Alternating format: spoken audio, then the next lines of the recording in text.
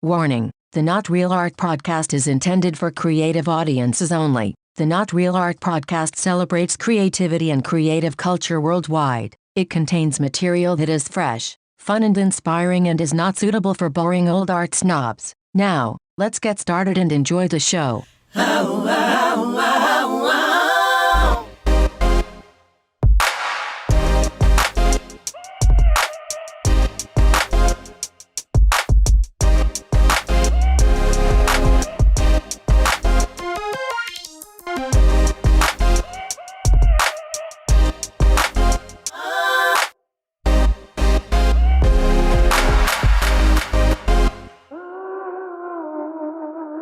Greetings and salutations, my creative brothers and sisters.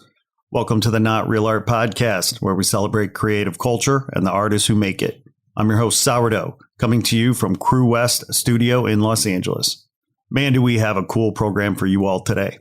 I have no doubt you will learn, grow, and be inspired by today's show. Before we get into our main event, I want to thank you for tuning in. Please be sure to like this episode and subscribe. Your likes and follows help ensure you won't miss any of our new shows, and it makes the algorithm gods happy, which helps us. So thanks for that. Also, be sure to visit our website, notrealart.com. Sign up for our newsletter to keep your finger on the pulse of everything we're doing here at Not Real Art for artists and art lovers. A lot of great stuff there. On the website, you'll get free educational videos. You can sign up for our artist grant for the chance to receive $2,000. You can buy affordable original and contemporary art through our partnership with Sugar Press. And you can become a supporter through Patreon if you want. So be sure to check out our website today for all the good, healthy stuff we got for you. All right, ladies and gentlemen, we've got Natalia Villanueva Linares with you today. Natalia is amazing. She is one of our 2021 Not Real Art Grant winners, and her energy is infectious. Talking to her, I feel like I could talk to her for days. And this conversation is fantastic. Her energy is infectious. Her intelligence is powerful. I'm just so grateful to be able to introduce her to you and her work to you. Natalia hails from Peru and France and is now residing in Chicago. Her story is amazing. She's an installation artist, a performance artist. She specializes in space understanding, as you will hear. So this conversation is great. I think you're going to enjoy it. And without further ado, let's get into this and hear from our 2021 Not Real Art Grant winner, the one and only Natalia Villanueva Linares.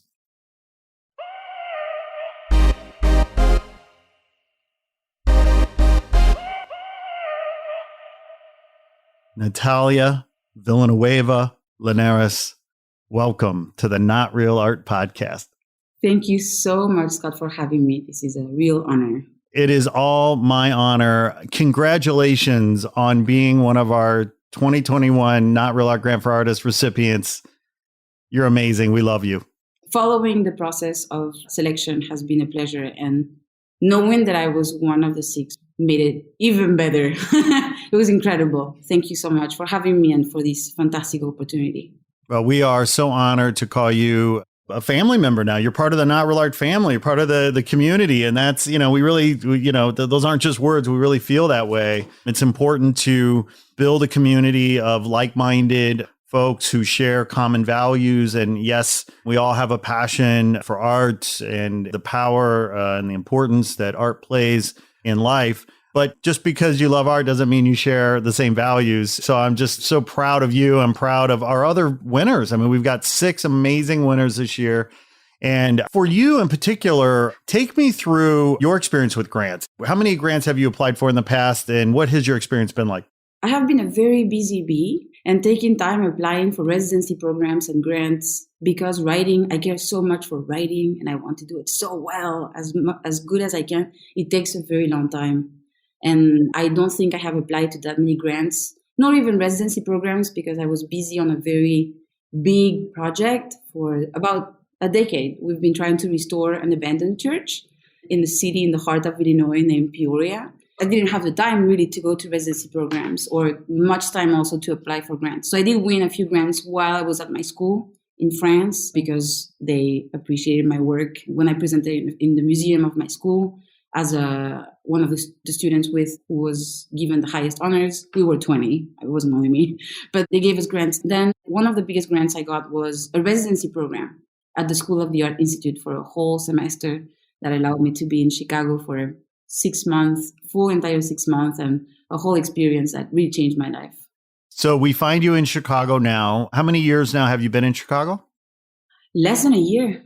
So you came for that and you've stayed, is basically what you're saying. Yeah. As soon as I finished my studies, very, very in love, I moved to the city of Peoria, Illinois, to try to restore an abandoned church. So we had a nonprofit. I created a magazine. I was also working as an international artist. I did a lot of things at the same time. Chicago now is a new beginning. Since during the pandemic, we moved here. So really, it's not the Chicago you know. It's not the Chicago we know. It's a different form, like the whole world is living at this time. It's a new experience. We'll see how it plays out. Only 1 year. It has a different rhythm of life as it used to 10 years ago. Well, I happen to be from the Chicagoland area, and I know Peoria well. I've been to Peoria many times. Of course, I know Chicago far better. Where about in the city of Chicago do you live? We live in Pilsen. In Pilsen, oh yeah, I've got lots of. Yes, during the quarantine. I was in Peru. We had a very strict quarantine. They closed the airport. My husband had to move to Chicago while I was in Peru. So when I came here, I moved to Pilsen. I was looking for a place that was very community based and, closer also to work or large spaces to have studios, right? And then you leave your home every day and everyone says hello and everyone speaks Spanish. So it's a dream. Yes. No, Chicago is a really special city. I love it. Don't get me started because, I will I will dominate the conversation about how much I love that city. But tell me about this church in Peoria. Clearly, it's, 10 years. This indicates a labor of love. Obviously, a big project, complicated project, expensive project. Take us back to the beginning and tell us about this important project. Yes. On a wild night in Paris, I met Earl Power Murphy, who was a student at Bradley University in Peoria, Illinois, and my partner, my husband. And he at the time used to create parties, inviting many people just to explore and feel music. He would create parties in a home with different floors and different types of music. At the time, he knew me and I made very monumental or large installations. So he said, I saw my home is too small now for the events I want to create. I walked around the area and I saw this abandoned church. Would you like to buy it with me? And I was finishing my studies in Paris in my last year. And a few weeks before I passed my diploma, my last exam, I came to the US and he proposed and we got married. I went back to France to finish my studies and a few more shows. And I came back to the US to try to restore this church. At the beginning, we thought it was going to be not necessarily easy, but it made sense for us, for our personalities and our goals in life, right? And just the projects we were working on. But we really realized that it was a very massive endeavor in time. The building really needed a lot of love and parentheses money and a massive financial support. So we decided to create a nonprofit. So in time, it would become a cultural center. When I moved, the idea of contemporary art or even installation, that was my specialty, wasn't even in the community's state of, words, minds, or approach to art. So it was also working with the community to connect with the arts, to share new forms of art that a lot of people, not everybody, but a lot of people had never seen before. So my organization, I curated a group of very young, creative-minded people with exceptional creativity, but skills also that they were eager to share. They believed in this project as much as we did, and they pushed it. We created very innovative forms of art that the city had never seen. And because of my international connections, I tried to connect the building with artists in different countries. We even had a representative who created our organization's headquarters in France and presented our organization and the magazine we created later on in Kinshasa, Congo. And then we made the same presentation in Lima, Peru. And the idea was to connect in some way, bring in this building in the heart of Illinois, many different cultural approaches of art with people, hopefully residents who will come from many different countries and stay for a little while. When you go into a city that you have never heard before and stay for a little while, You don't know if you'll come back, right, ever again, but you will remember that forever. So that was in some way the way that I would enchant people to connect with this project. I'm like, we are going to stay in these artists' minds and history forever. Let's bring them all. So it's pretty beautiful. We did small nomadic artistic experiences, snacks in shipping containers. At the beginning, I was like, let's use just abandoned spaces that no one uses, in streets that people go through but never thinks to stop. So we would knock on the door of owners. Can we use your space? We'll paint, we'll clean, we'll do everything for you. Just leave it up to us to make something inside. And how many days? And we're like, we need it for one night. We can clean it in 3 days. Oh, great. It's free then. So we would do that. 2 weeks later, they would always end up renting the space because people would see the potential, right, of the space, how clean it could be, how beautiful it could be. So I feel that the organization, not through art, really brought to the community a lot of opportunities and to the people being a part of the organization. We did monumental installations on the church. But a feasibility study is very costly. And this is a group of full-time working artists, not necessarily working in art, full-time working in their own jobs to be able to do art, including myself. And this is the words you used were perfect, labor of love. So it's a lot of time, very different branches, art, restoring the church, making an art magazine. It's a lot. And a feasibility study also showed us that it would be more than $2.5 million to bring it back to life. Not even to, I just say it like this always, like not even buying furniture or speakers, right? To be able to inhabit the space. Thankfully, our organization is not the owner of the building anymore. And there is a person who has decided to restore the building this summer. And they will bring it up to life because they have the means and they can, and they're believing in the city and they're investing in their city. And this person has decided to bring it to its full beauty in a few months and to do the job that we couldn't do in 10 years because they have the means, but also he has the means, but also because he cares to see his city grow as we did for 10 years too. There's part of me that feels like there's a future TED Talk in the making here. I would love to. It would be a dream. Also, another one. Check. This gentleman who's owning the church and now funding the revitalization, that must have been a real gift of a meeting, to meet somebody that shares, again, similar values, similar vision. How did you connect? Talk about that magic moment. I wish it would have been as beautiful as you describe it. I try to put a positive spin, but we have not met yet. We have not met. Our organization, it was in August of last year that our organization wasn't the owner of the building anymore. And it was purchased by this investor named Kim Blinkenstaff only maybe a month ago. So we haven't met. It has been a whole kind of almost a year. We're close to a year for us to be, we need to let it go, saying goodbyes, having a gathering to say goodbye with candlelight night. It was really difficult. A lot of people who have been, generations of members of my organization came, 10 years of, it's so funny. It's 10 years, but you have people who have participated for 2 years, for 5 years, for 10 years, for 6 years.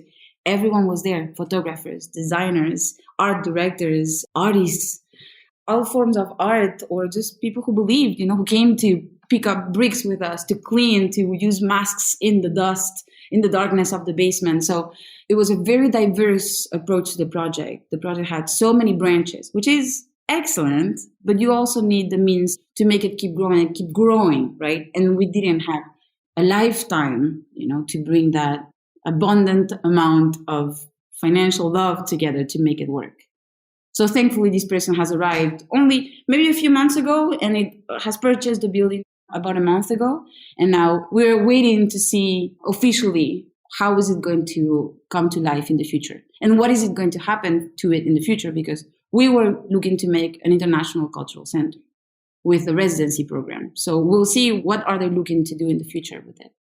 So Natalia, in your bio, it says that you specialize in space understanding. Yes, I do.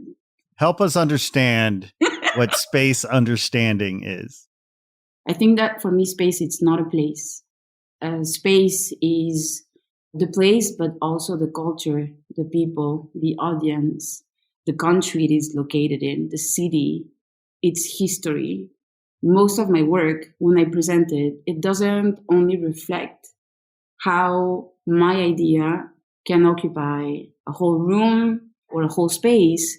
It also takes in consideration where it's happening, who is coming, how are we going to nourish each other? How is the work going to nourish potentially the person who comes in and takes the time to look at it?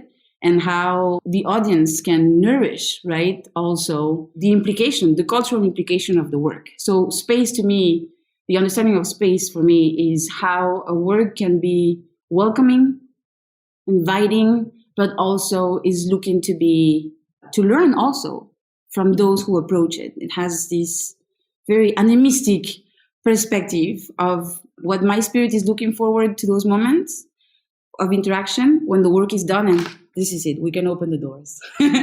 It can be given because I already enjoyed it.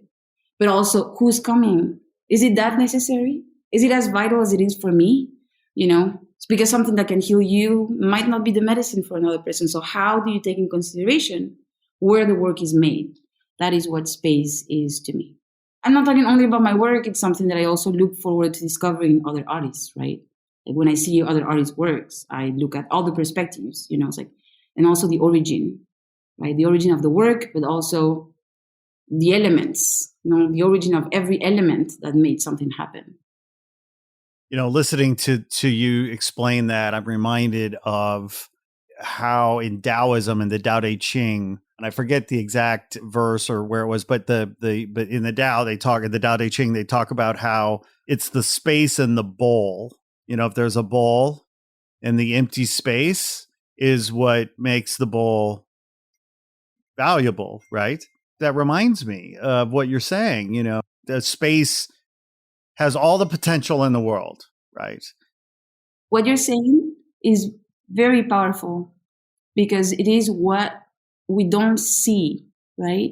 It is what you don't see when you look at it work, what it makes you feel. Well, we were talking a moment ago about the feeling, the sensation. What the person is not saying might be what could be the most precious thing to listen to, right? Tell me or show me what I can see because it might be what I'm missing from the picture. So that the space, right? The enigmatic part of it. Yes. Well, and arguably, I don't know if you've ever been to Burning Man or not, but Burning Man is a great example of this.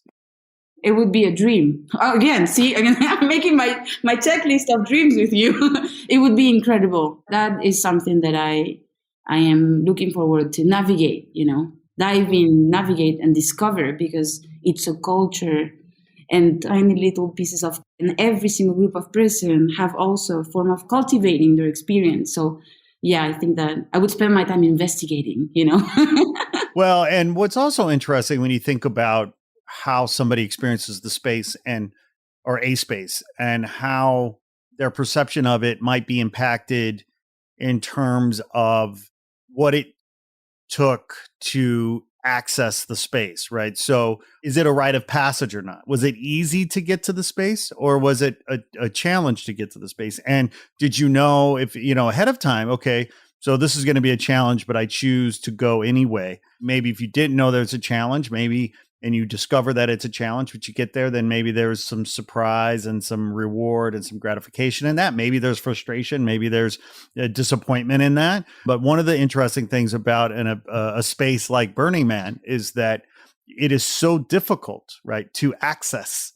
It is so challenging to get there that even getting to the space is kind of this rite of passage that allows you to appreciate the space that much more when you arrive or when you get there, And so I wonder to what extent, like when you create installations and you think about how people travel there, get there, access the space, to what extent does that inform your work or inspire you? And, to what extent do you think about the pathways into the space? In the way that you're describing it a moment ago, I like the word pilgrimage, pilgrimaging to make something happen. Yes.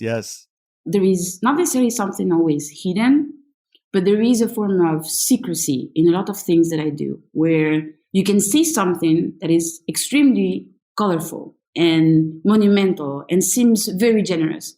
But there might be something inside of it that is telling a story that if you take the time to stay a little longer, you can unveil. So it's through effort, my own effort, my physical effort, and using very simple materials, very daily things that you grew up with, you saw all your life, or are part of your kitchen, your living room, the streets, anywhere.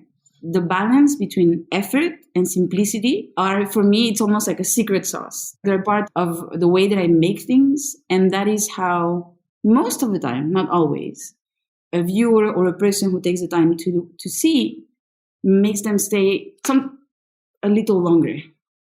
And this little longer might want them to themselves enter in this pilgrimage of, so why? How? Why is this working with me? Why is this not working with me too? That's something that I appreciate very much. When a person takes the time to tell you why not. Not, just why not? And it's fantastic. It's not like it happens all the time, but it's something that I appreciate because you can also decide what type of art forms work with you. And that's something that nourishes my makings when you accept that there is diverse approaches to any work. Like in the same way as I can go to a museum and not necessarily know much of everything, or even it doesn't awaken my sensitivity all the time. But some of the works, there is a detail inside of this that does work with me. It just unveils it shows the uniqueness of each person. I like that. I like seeing how the uniqueness of each person can be touched by a same work. By work, I'm not talking about the piece. I'm talking about the effort and the simplicity of materials. How can that really affect you? Does that put all of us in a common field? It's like we have the opportunity to be enchanted by this moment. Are we going to let it do that to us or not? Right? It's a decision that we make. And I think that effort, when you repeat a lot of, you cut many times, you repeat a lot, effort is vital to me. But in the end, it's something that I have seen people who didn't seem to have any reason to be in the gallery, didn't want to be in that museum, didn't feel like being around art that day, walking by and then coming back again because, wait, this is calling me. I appreciate very much seeing that. When I see a person who is called by the simplicity of the material or the work. You know, there seems to be a lot of interest in immersive experiences these days, you know, in sort of commercial endeavors, right? So whether it's the much beloved and loathed Museum of Ice Cream that happened several years ago, or perhaps on the other side of things, Meow Wolf, which is, you know, an incredible collective and endeavor. You know, of course, we mentioned Burning Man, but then, you know, then you have, I saw one. Where was I? I was traveling somewhere the other day and here in LA, and there was yet another kind of immersive art exhibit that really it's a selfie machine, right? They want people to go in and take selfies and post. What say you as a bona fide specialist in space understanding and installation artists and performance artists? What say you about this sort of commercial explosion and interest in these immersive art experiences that are as amazing as Meow Wolf and as kind of ridiculous as the Museum of Ice Cream? That is something that is pretty powerful at this time because it's something that is going to be in some way a relic of our time, right? That's going to be part of our time. What is going to define our time? Overproduction is part of my work. The overproduction has been there since the beginning because of these excessive amounts of things that I have seen since I'm a child or that I didn't have access to when I was a child, and financially we couldn't afford these excessive amounts of anything. Not anything, but, just going to a store and seeing a whole tower, a built massive, incredible tower of tuna cans when I'm a child. I mean, like, who's going to eat all that? Like, we could be feeding so many villages with this, right?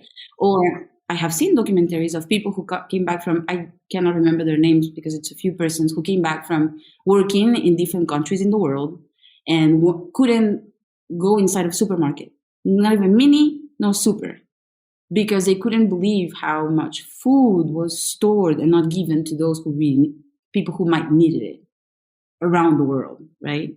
So I think that in that lack of accessibility of excessive amounts, my work does highlight overproduction, does use overproduction. I like when overproduction in some way can bring, I'm going to use this word that seems a bit intense maybe, but kind of a celestial feel.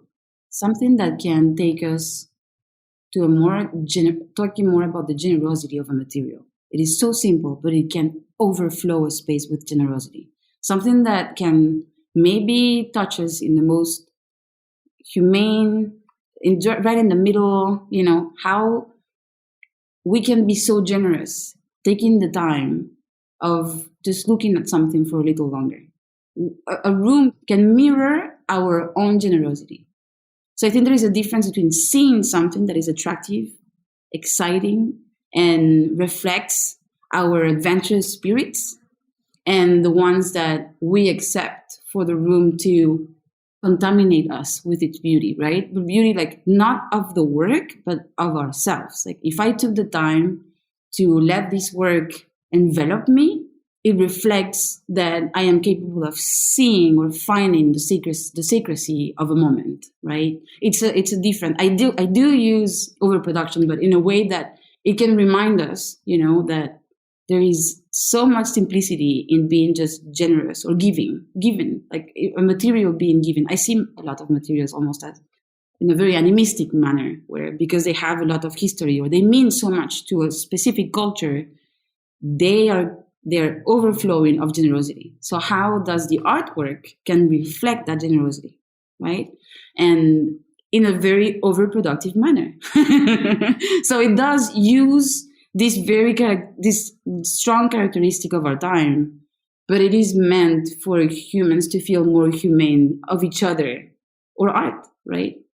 I don't know if this is their intent or not. The one thing that I do take away from even expressions like the Museum of Ice Cream is that if we use this phrase a lot, this phrase democratizing art or the democratization of art, and if anything, perhaps a young child or a person will go there and get inspired artistically or creatively. And maybe they've never been to a museum, but now they're going to go to a museum. Or maybe they were wanting to be an artist or create something, but they were intimidated and unsure and insecure. And then they go to one of these and they become inspired and motivated. For those of us who might have a more refined perspective of what art might be, we can be sometimes a little bit judgy, right? When it comes to some of these other executions. But at the end of the day, if it inspires people, makes people happy, where's the harm in that? That's a beautiful thing. If it awakens your curiosity, it's doing its job, right? If it shakes you in some way, it doesn't have to be always good. If it shakes you in some way, it's doing the job. And even the persons who can have, I try since a few years to not have that, I try really hard to not have a judgmental necessary perspective on those, because there is an audience who needs it. There is an audience in the way that you're describing it. It is true. It's not only the experience that they will, it's on top of being the experience that they will have, it might awaken something new in themselves. I feel that there is a fast pace, a way of seeing art that is evolving that will function with some, and that does function with some. It is the way that they connect to art. For some, I don't find that need, but I know many friends who would travel across the country to get there and experience that. So I can see, as long as it's something that in some way triggers sparkles, not necessarily for me, but thinking that we are so different, some from others. We have different sensible needs. Some want it fast, like a fast food, like it needs to happen fast. I can see it and get it. And if I don't see it and get it, it doesn't work with me. I have to think too much, it doesn't work. Those who, if I don't have to think for 5 hours, this is not doing it for me. So if it sparkles, it's working. Does the Chicago artist, Hebrew Brantley, do you know that name? Do you know him? Not yet. Not yet? Okay. I'll email you or send you, or just Google him. But his name is Hebrew Brantley. He's Chicago, born and bred Chicagoan. You got his, I don't know if he got his start in street art or what, but he had an immersive art experience there in Chicago in 2019. I'm forgetting now what it was called. I attended it. I did go. It was a wonderful experience. He clearly put a lot of intelligence into it. And it was a celebration of growing up in Chicago, growing up on the South Side. And he has these amazing characters, Fly Boy and Fly Girl, that are part of this experience. So anyway. Yes, I will make my research as soon as we're done the conversation. But I do think that I don't know if I went to the show, but everything you're saying does remind me of a show that I might have seen on the internet for sure. Tell me about Soulutions. Or Soulutions. I mean, I love the name. I didn't have time.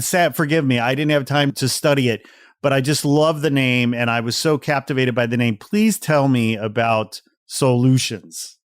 It has happened often to me when people have come to my studio, seen me work, or when I finish a work, that people ask me a question that is, how do you do it?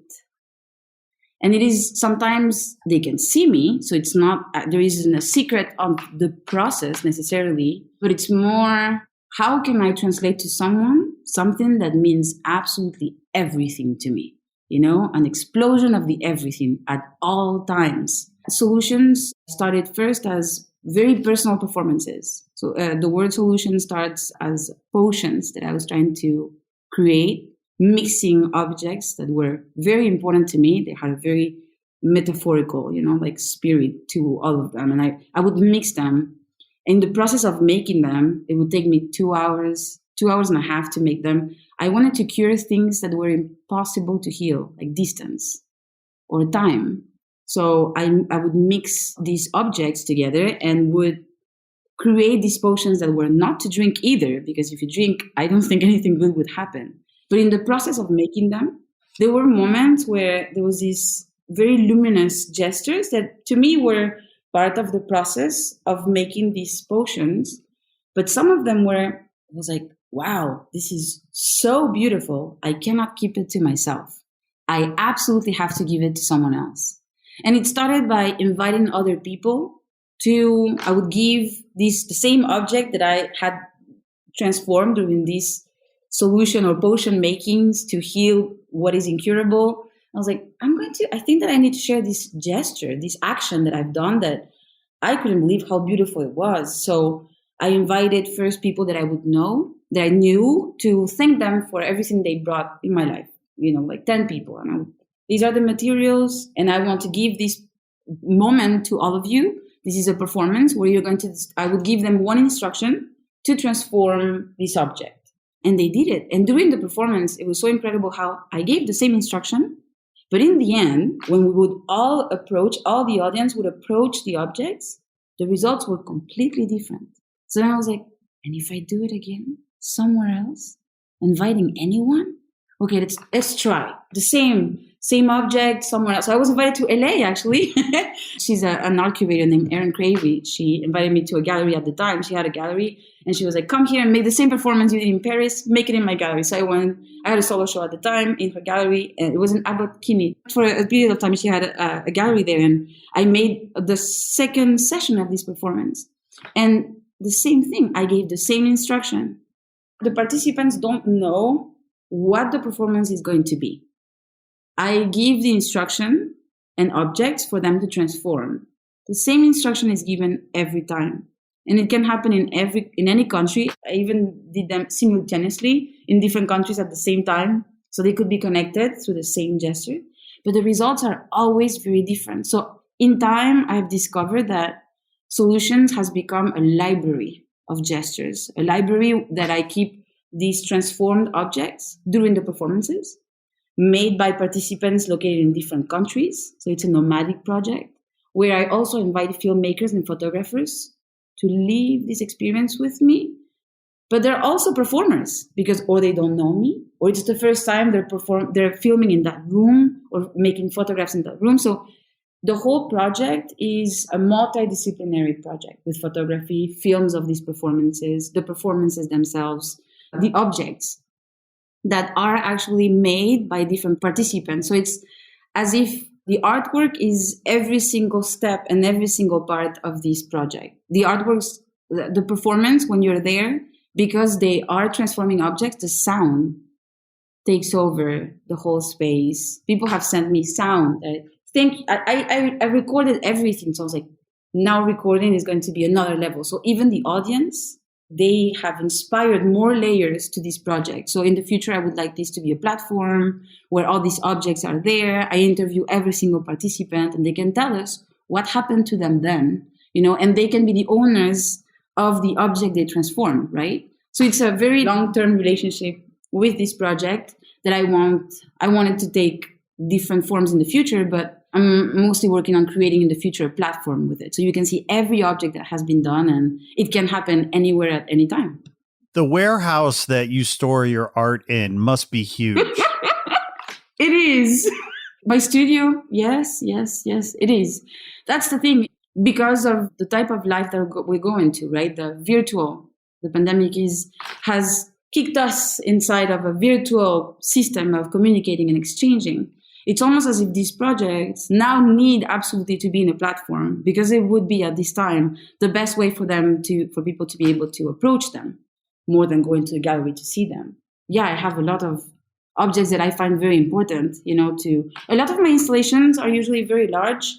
Not all can fit in my backpack, but I am transforming them into small bricks.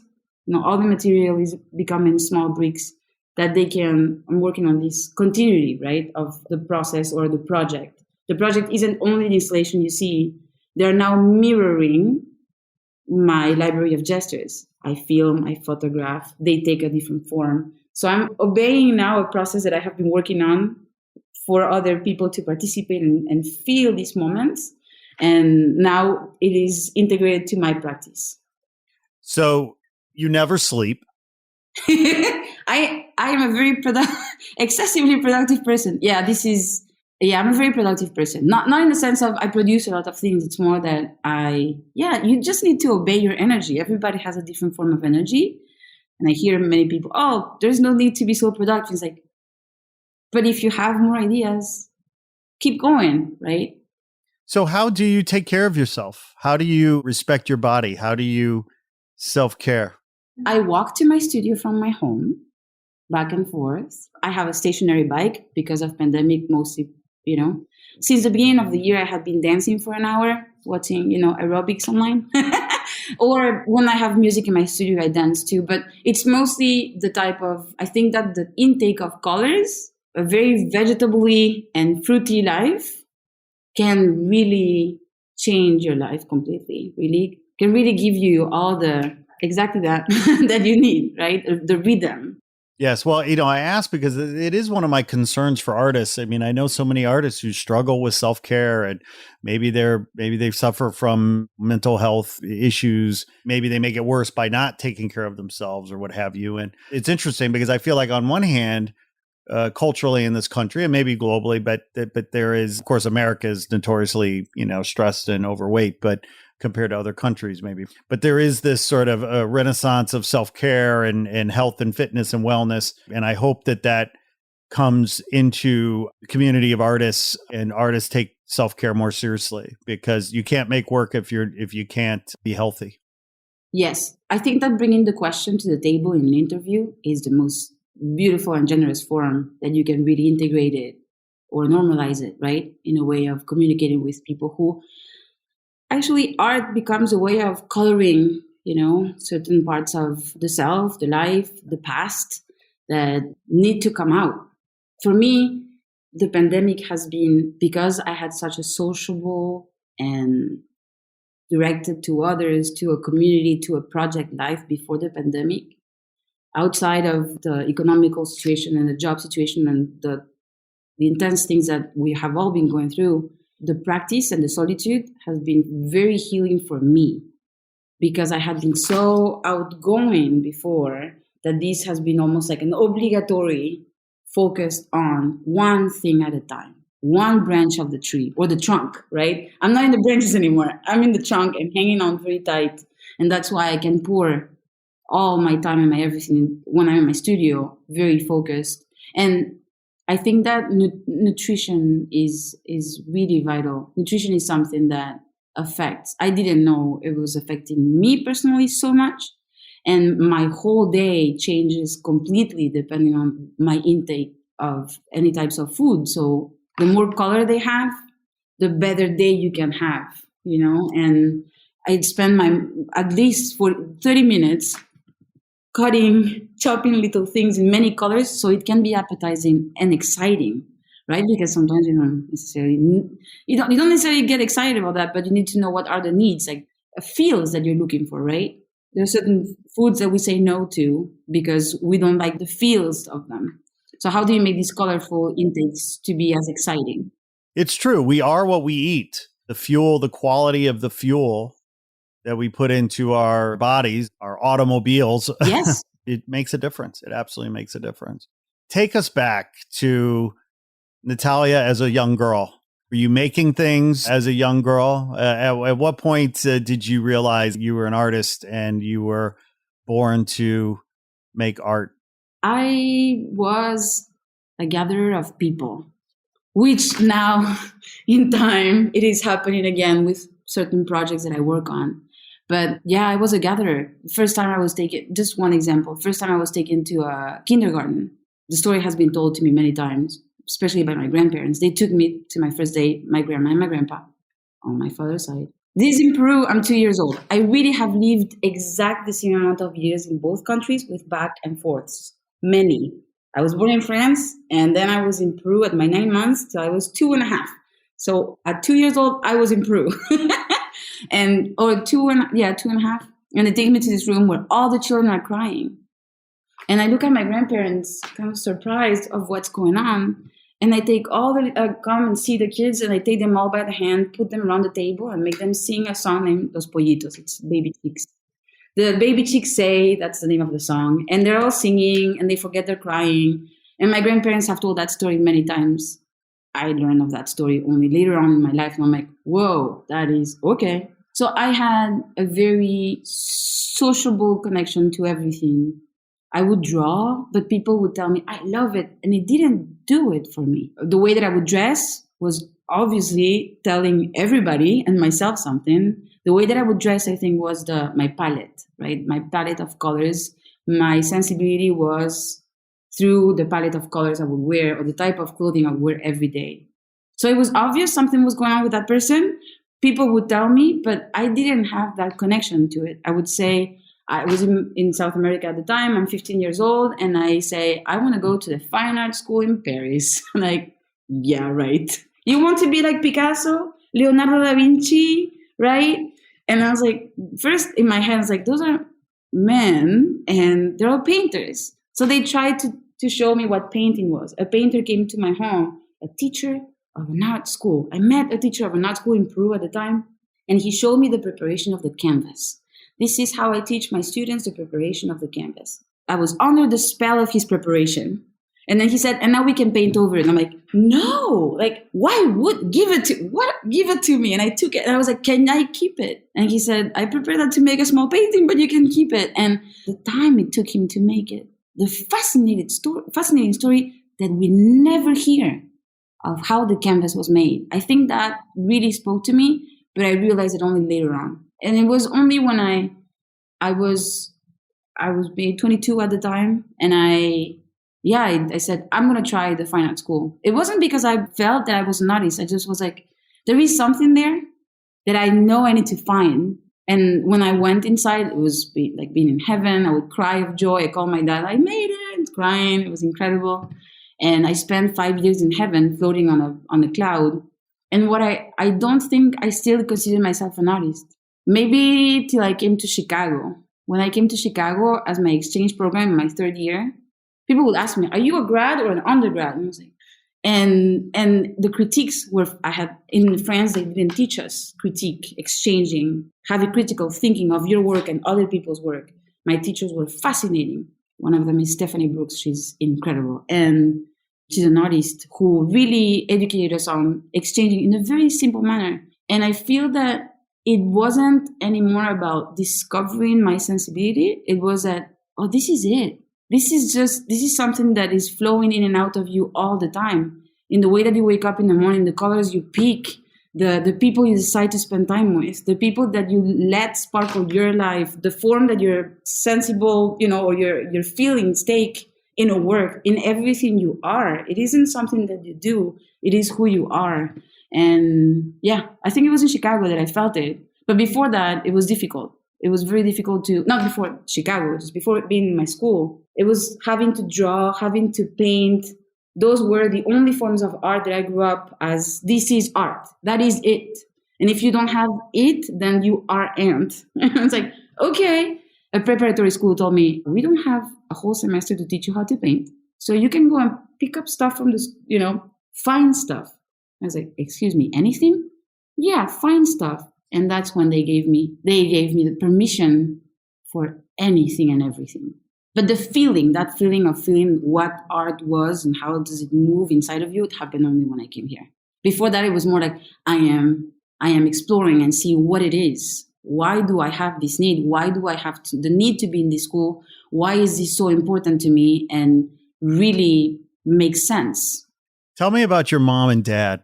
My parents are very hardworking people. They're pretty fantastic, passionate humans. When they met in Peru, my father instantly fell in love with my mom. He was 13, she was 14. So he was very short at the time and she was taller. Older woman, yeah. Yeah, just a few months at the time, right? He looks at her and says, I am going to marry you. She looks like, get out of here. This is the first encounter. They see each other a few years later and my mom is like, ooh, cool. They realize that both of their moms are French or are originary from France. And that's when my dad tells her, let's go to France. Let's get our citizenship and go and travel and move to France. And they move there. They're really hardworking people. My mom has been a French teacher most of her life because she lost her father when she was 18. So she had to work and she knew French because of being in a French school. And she's a hardworking person. She was also a knitter and a seamstress. So working as a teacher, but as soon as she finished, she would find projects or create opportunities for her to be able to knit or to be not necessarily a seamstress at the time, but I grew up with the seamstress part of her when I was a child. And then when I was more, not adult, but teenager, she was a knitter. It's a person who had several gifts and would give them all in a day and would take me and my sister everywhere, wherever she had to go to continue on her purpose. Something that would make her full, right, or fuller. And my father is a person who's passionate about his work. He works on programming. He's an architect of programs and data, and he's passionate about his work. And no family is perfect. I'm just telling you the best part of it. This is the best part, the one that they gave me, the one that is in my work. My mom is my colors. She's my palette. And my father and my palette and my structure and most of my objects. And my father is my drive. That's who they are. There's something about this that makes me feel as though you are, and I could be wrong, but I feel as though you are sort of a perfect mix of both your parents. Like I'm guessing you're not more like your mom than your dad or more like your dad than your mom. I get the sense that you are a beautiful blend of both. I hope so. A lot of people say that I look like my mother more than I look like my father physically to both sisters. But it is so vital. It was so vital to me to discover. My father came here not too long ago. And I looked at him and said, this is it. You're my drive. This is it. And my drive is what, up until now, in my life, has moved a few mountains. They're both hardworking, but yeah, when discovering, that element of the other person, because, parents, nobody's perfect and we dislike a lot of things and we like a lot of them. But when you find that thing that gives intention, right, of who we are and what we bring to the table at all times, it's fantastic. Yeah. So he became my drive. It was there all the time, but it was revealed. And I was like, oh, and he was like, oh, that is fantastic. A lot of my works are very much related to my mom, telling my mom's a lot of things that are related to my mom. I don't speak about that because works can have their own generous way of speaking to people, but they're massively inspired by my mother's creativity and colors. I've been lucky enough to do a little bit of travel. I've been both in Peru and France. Whereabout in Peru are you from and whereabout in France have you lived? I'm so glad to hear you've been into. Excellent. A lot of people tell me they want to, and I tell them not yet. You haven't been there yet. And I really like talking to people who have been in both lands. In Peru, Lima, and I have traveled in many different regions of Peru. And my hope and dreams are to spend a lot of time in the Andes because it is incredible. It is mind-blowing. I can feel, you know what I'm talking about. I can see it. And in France, I was born in the south of France. In Montpellier is the name of the city. And it's next to Marseille, very close to Spain too, right in the middle. But the last 10 years when I was studying, we were in Paris at the Fine Art School of Paris. Yeah, that was... At the time, my school was full with artists that are in Europe. I don't know, a lot of... Not all the people that I have met up until now, because I wasn't living in a big city like here where people know a lot about art at all levels and different forms. But a lot of legends of the art, modern and contemporary, in that school when I was a student. Now they're different legends as teachers, but the legends of my time were incredible. So I feel as if they have brought to me living in Paris and being with those teachers. Not necessarily, I can't make a parallel with the it is the same feel I'm looking for when I go to the Andes. Something that takes you beyond what you could imagine life could mean. You know, it's like, wow, this is pretty incredible. How lucky I am to experience these things, right? So they have both that superpower. You've been to the Andes. I have, yes. Yes, I had the wonderful opportunity in college, 1995. We circumnavigated Mount Azangati en route to Coriti for the annual pilgrimage of the Quechua. El Señor de Wait, were you there during the time? I was there in Coriti during the pilgrimage. It was unbelievable. It was unbelievable. When the shaman go to the mountain top carrying the blocks of ice. It's a very dangerous pilgrimage. You know that, right? Yeah. 2 to 3 people die yearly. It's expected for 2 to 3 people to die. You knew that before going in 2019? 1995. I was in Cusco in 2019, 2 years back. I was having something to drink in the plaza, and it starts to be filled with humans and all forms of traditional clothing. It was one of the most beautiful moments of my life. It was all the communes that are presenting themselves to be blessed to go to to start the pilgrimage. And you were there.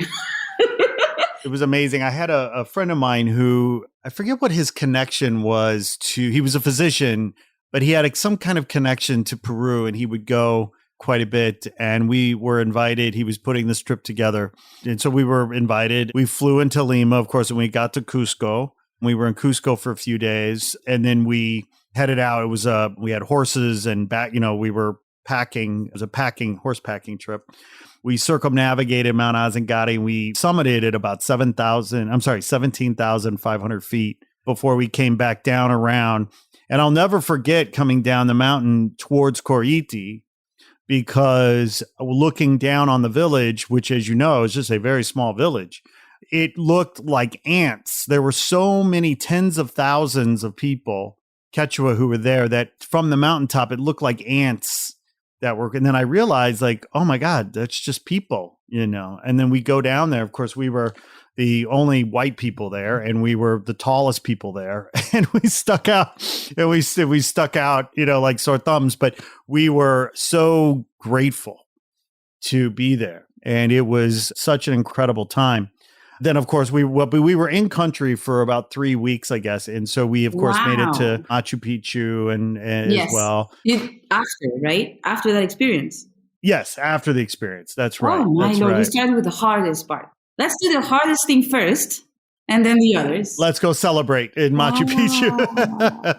That is amazing. That was before Machu Picchu, as I understand it now. It's quite built up. They have hotels. It's quite touristy. It's a complete different world.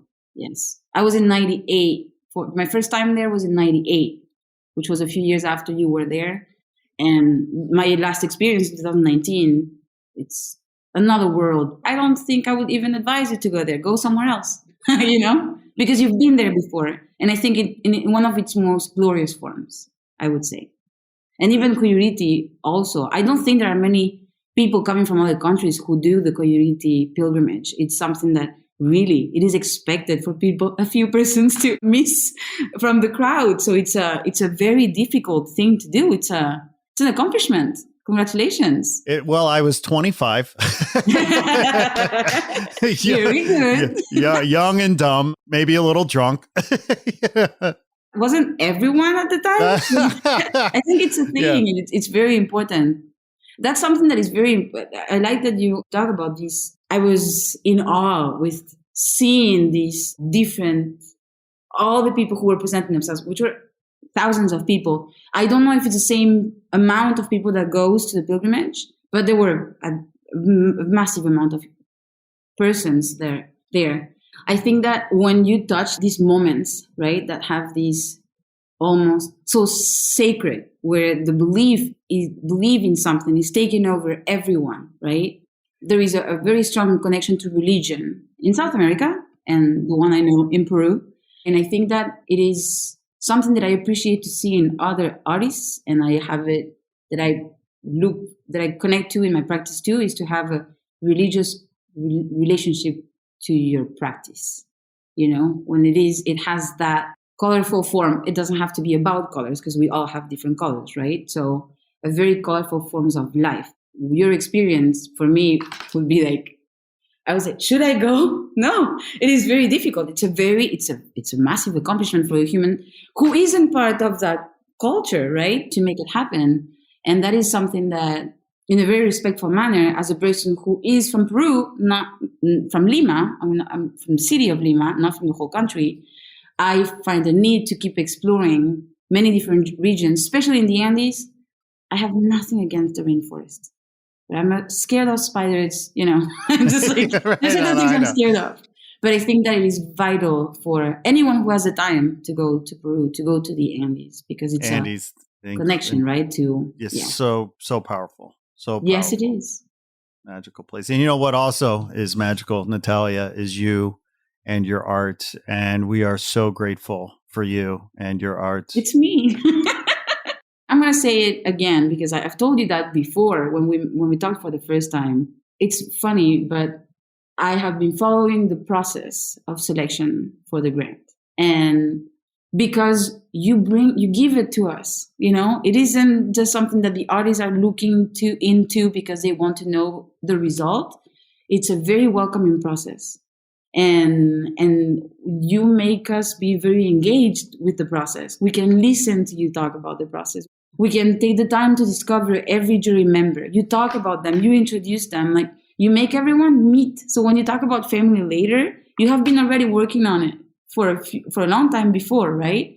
And the fewer who are selected, but which I'm very lucky to be inside of it, but it can be silly to say it now, but the day before, when I was a finalist, I was like, wow, this is fantastic. I am applying again next year if I don't get it. Because I felt like I wanted to support the process and the project that Not Real Art has been given to artists. It's like participating, I feel I will participate as long as I can till I can get it, but also because I want them to know that I applaud actually this process. And yeah, and again, I'm going to bring in also something important. I really appreciate how, in some way, revolutionary it is to call it the not real art, because it does create a feeling that can be creating a questioning, right? Like, is this it? Is this true? It's a very well picked name, and the process of selection has been I've been saying it, and I will continue to advise artists to apply, because I really appreciate how you welcome us in this making process and how it has been evolving the past years, right? Also. Well, thank you for that, Natalia. That means a lot. We want to be a place where artists feel at home, and we want to be a place where anybody and everyone feels welcome. We're not about exclusion. We're about inclusion. We're about transparency. We're communicators. Artists are communicators. And so I want everything we do here at Not Real Art to exude those kinds of values where we're communicating and maybe we're over communicating so that people understand where our heart is, where our mind is, that we are artist centric. I say that very specifically because, I think there are lots of organizations that are out there that are art-centric, object-centric. I don't know that there are enough organizations, or I believe that we need more organizations that are artist-centric, which is different. So it means a lot to me to hear you talk about the process and how you felt like the communication was good and the transparency was good, because we work really hard to embody that and personify that and make that real, because we don't want it to be just talk. We want it to be demonstrated in our choices and our actions every day. And also the fact that you called out the name, Not Real Art, means a lot as well, because again, very intentional on our part. Artists get it immediately. I've talked to a lot of folks in the art world, gallerists, curators, dealers, collectors who don't get it. They just don't get it. And that's cool, because you know what? We're not for them. They're welcome. They're absolutely welcome. Yes, of course. But we're artist centric. We're not collector centric. We're not gallery centric. We're not dealer centric. We're artist centric, and all are welcome. And the name was intentional to communicate to artists that they would know that we're one of them, and that we get them, we see them, and we know the struggle, because that's what it's about, right? It's the struggle. How many artists do we know who were told their art wasn't legitimate? We're not here, as I like to say, we're not here to critique. There's enough critics out there. We're cheerleaders. We feel like artists need more cheerleaders, less critics, more cheerleaders. And we're here to be cheerleaders, not critics. And something that is also pretty beautiful about the grant, the Not Real Art grant, and also the whole system around it, is that the person who we communicate with, the person who organizes most of these gatherings, and is the person we get to spend a moment for an interview too. And it makes it very humane, right? Personable and approachable. And that is not something, that is also given in many other structures that I have participated or be a part of. There is also so many layers, right? And I like how this grant takes away all the layers. And, it's like, here it is, arms are open, come this way if you want to, right? And I also think that the title creates inclusiveness, especially for those who might not be interested in art and feel welcome, because it isn't, let me see, let me see for myself, so I can decide if it is or isn't, right? I really like that approach, because I care very much for those who care, who approach, who know, but also those who do not care at all. It's like, how can your work resonate with the majority of humans on the world in the world who are busy in different things, or creativity is just not their thing, not necessarily the majority, but a vast amount of humans. And I find that when you create a name or a process that is very welcoming, where anyone can take the time to sit and discover what has happened during all this process, just to know, and the title has that kind of like, I'm trying to find the word with my hand, it does work. It's very attractive. It awakens something, it moves and it shakes something inside. Well, thank you for that, because we hope that it does. We hope that it resonates and appeals to a lot of folks who might otherwise be turned off or intimidated by the conventional art world, where maybe they don't feel like they're welcome, or they don't know enough, or they're not fancy enough, or they're not rich enough, or whatever. And what artists need really they need more people buying their art, not fewer people, more people. And so if we can create a space whereby more people feel welcome, then maybe we'll sell more art and artists will make a better living. And the old saying, a high tide raises all boats. I mean, like if we can do that. But, what's so crazy is that you talk about these things about the grant in terms of the transparency, the fact that I'm here and I'm on the emails and there's no barriers. You talk about the communication. It's amazing to me that, well, first of all, I'm so grateful that our work is resonating, it's meaningful, and it's relevant. But the bar is so low. I mean, you know what I mean? It really isn't that difficult, because the bar is so low. It's unbelievable to me that so many grants don't communicate to their folks, or have fees to enter, or are a black box and don't do a good job of explaining their process or explaining the calculus by which they make their decisions. And so for us, I mean, we can look great because the bar is so low. we just do the things that we would want to be done for us. It's sort of, that old saying, it's 101. It's not that hard. You give what you can, what you would like to receive too. Yes, that is pretty fantastic. We can feel it.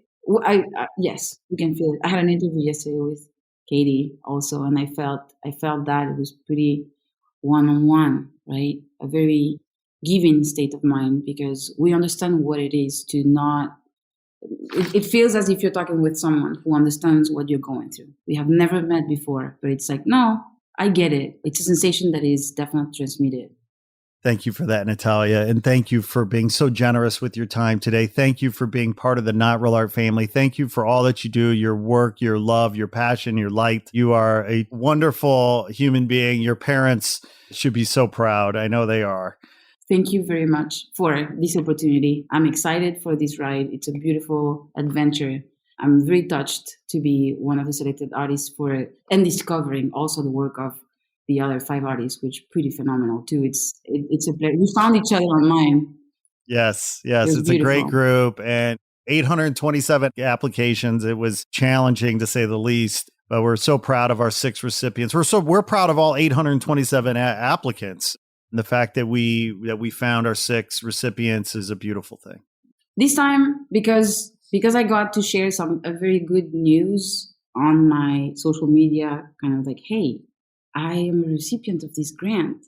My second paragraph, per se, wasn't applause, just my hands applauding to all those who were not selected this year, because I know what it is. We all know what it is to give the time to write about your work. What I appreciate of the grant is that I felt very much kind of an advocate of, but do it again, It's so open that you should do it again. It is the first time maybe, or the second time maybe, but continue, because it's there and it's not going anywhere. It feels as if your efforts were unstoppable, and I am eager to share that with others. Natalia, before we go, please tell our listeners where they can find you on social. Tell our listeners about your current upcoming projects that you're working on and what people should be looking forward to. Oh, thank you. For my social media, I use mostly Instagram for my work, and it's at Nati, Nati .work, the word work. At this time, I'm preparing my first solo show with an art gallery named Galeria Wu in Lima, in Peru. It starts the first week of August. There is a contemporary art magazine in Paris named Artaïs, in French is Artaïs, Artaïs Contemporain. My work is in the cover of that magazine, and there is an article, a writer named Alice Truc wrote an incredible article of my work. It's in French for those who adore French or know French. And I'm participating in a show in the countryside in France at the beginning of August also. And I don't know if you know this gallery. It's a PXP Contemporary. It's an online art gallery. And I have been selected for a show that they have online. I'm selling photographs of 3 of my installations. All she makes, the organization, I'm going to be in the second issue. That's in English. That's what I have going on at this time. I'm going to stop because I can continue. It's not that there is so much. It's just that, I think that's a lot, Natalia. I think now we know why you're not sleeping, but we are thrilled. We can't wait to see how all this plays out. I'm going to be in Chicago the second week of August. Are you going to be in Peru, or are you going to be in Chicago during that time? I'm going to be in Chicago. Everything is made in distance at this time. Right, I am unable okay. to go to South America. I promise you that I will do my damnedest to come through for a studio visit. I just want to give you a big hug and see your work. That would be so beautiful. This place, I'm not showing you anything right now because you can see it, but it's full with colors, and I am eager for you to see the 2 projects I'm working on. They're not small. I promise you that. If you're doing it, I know it's not small. Go big or go home, I think might be your motto. But Natalia, thank you so much. Be well, my friend. And thank you for all you do. See you very soon. Again, thank you so much for this opportunity. It's fantastic. Merci. Hey there. Thanks for tuning in. Please be sure to like this episode, write a review, and share with your friends on social.